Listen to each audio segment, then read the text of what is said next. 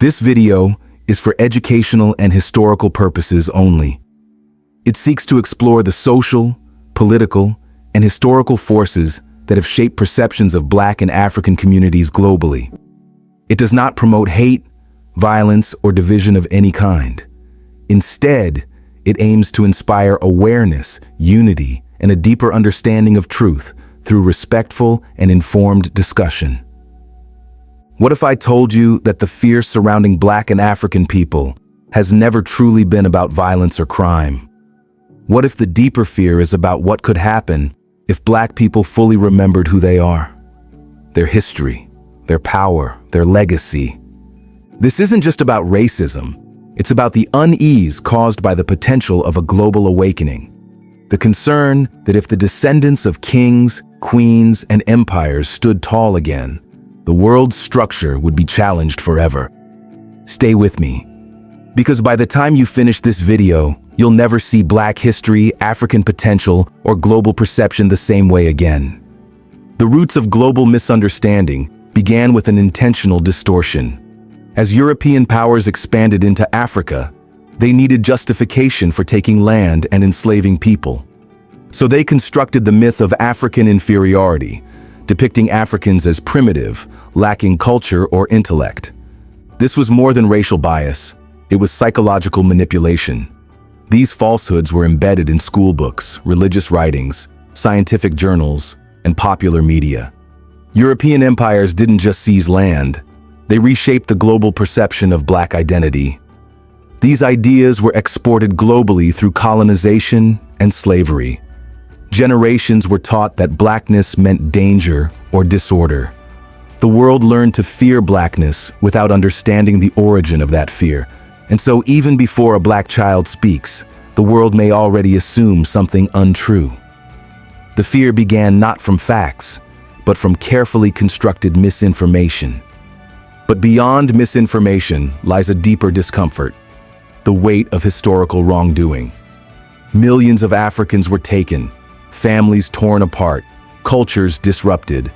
This history remains not just in books, but in the subconscious of entire nations. The concern is not that Black people will retaliate, but that they will remember, that they will rise, that they will seek truth and reconciliation for centuries of harm and marginalization.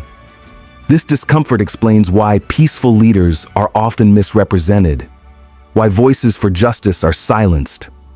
From Haiti's revolution to Malcolm X's legacy, from the Mau Mau resistance to modern civil rights movements, each time Black people assert their dignity, it disrupts the old narrative, not because of violence, but because it reveals the truth, that Black people have never been passive. They have been actively silenced. Africa is not poor. It has been exploited. It holds more natural wealth than any other continent: gold, oil, diamonds, rare minerals. Yet its nations often face instability and debt. Why? Because if African nations gained full economic control, they would become global powerhouses. That reality causes deep discomfort for those invested in maintaining control. Add to this the global influence of Black culture, music, fashion, sports, art, and you begin to see the concern isn't about weakness. It's about uncontainable brilliance. Black creativity has transformed the world, yet often it's appropriated, taken, repackaged, and sold without credit. This isn't just cultural loss, it's economic injustice. The real concern is not Black failure, but Black success. Success that can't be bought, controlled, or ignored. Turn on the news, scroll social media, watch a film. The pattern is clear. Negative associations with Blackness are widespread. From mugshots to gang tropes, the media machine delivers a steady stream of harmful imagery. Rarely do we see portrayals of Black excellence, scientists, philosophers, kings, or innovators. Instead, the curated message often reinforces fear. And it begins at a young age. When people are conditioned to associate skin color with danger, they stop seeing the individual. This leads to biased decisions in hiring, policing, education, and opportunity. And it helps maintain a global imbalance because fear distances us.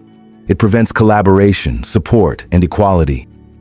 Media doesn't just reflect the world, it shapes it. And it shapes a world that continues to undervalue the very people it owes the most to. Before colonization and enslavement, there was wisdom. African civilizations pioneered math, astronomy, medicine, philosophy, and architecture. From the pyramids of Kemet to the libraries of Timbuktu, Africa was a center of knowledge. This strength didn't come from force, it came from soul. A deep connection to ancestry, land, rhythm, and spirit. A power that colonizers could not destroy, only suppress. That's why African spirituality was banned, why names were changed, why traditions were erased. Because colonial systems feared not just rebellion, but revival. Revival of identity, revival of legacy, revival of power. And even today, that spirit lives on. In Brazil, Haiti, the Caribbean, and beyond. Despite efforts to erase it, the ancestral flame still burns. And that is what remains most powerful. Divide and conquer wasn't just a military strategy, it became a global policy. Colonial powers created borders, fractured communities, and sowed division to prevent unity. Why? Because unity is power. And Pan-African unity, across nations, languages, and beliefs, is unstoppable. That's why leaders like Kwame Nkrumah and Marcus Garvey were so closely watched. Their vision was bigger than one country. They dreamed of a connected African world, sharing ideas, resources, and purpose. And that dream is returning. From Accra to Atlanta, Nairobi to the Caribbean, Black communities are reconnecting, relearning, rebuilding. That unity, not violence or protest, is the greatest challenge to the old order. Because a united people cannot be controlled. They can only be respected. So why does the world often misinterpret Black and African people? Because we reflect history's unresolved truths. Because we carry the memory of civilizations, the strength of survival, and the spirit of resistance. The concern is not about our past, it's about our potential. What we might become once we awaken, unite, and reclaim what was taken. The world doesn't fear Black weakness, it fears Black consciousness. It's time to rewrite the narrative, to teach truth, to unlearn the lies. This video is not the end, it's the beginning. Share it, speak it, live it.